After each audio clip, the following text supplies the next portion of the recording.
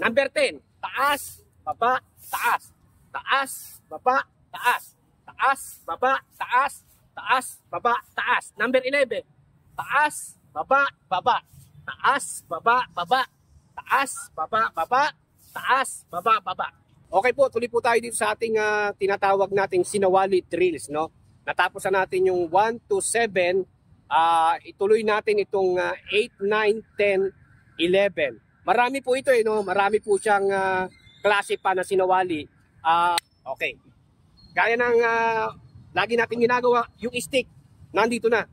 No, nasa baywang na natin at saka nasa balikat, no? Puro siya half strike or pitik. 1 diagonal, 2, 3. Puro siya taas. Taas ulo, ulo, ulo. Or taas, taas, taas. Bibigyan natin siya ng number. Ito yung number 8. Sinawali number 8 natin. Tatlo-tatlo siya. Yung number 9 natin, taas, taas, baba. Okay? Taas, taas, baba. Yan yung number 9. Yung number 8, 1, 2, 3. Number 8 yan. Number 9 natin, taas, taas, baba. Taas, taas, baba. Taas, taas, baba. Taas, taas, baba. So yun yung flow niya. Taas, taas, baba. Merong isang baba. Number 10 natin, taas, baba, taas. Ulo, tuhod o paa, ulo.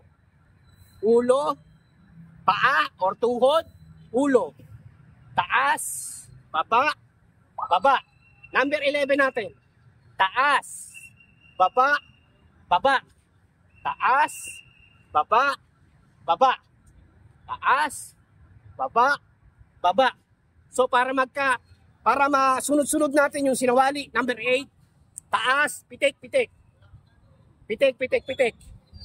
Taas, taas, taas. Number 9, taas, taas, baba. Taas, taas, baba. Taas, taas, baba. Number 10, taas, baba, taas. Taas, baba, taas. Number 11, taas, baba, baba. Taas, baba, baba. Taas, baba, baba. Okay, recap tayo dito sa ating sinawali 8 to 11.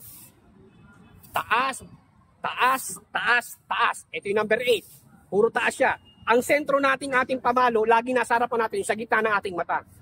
Puro diagonal siya, pitik. Or broken strike sa English.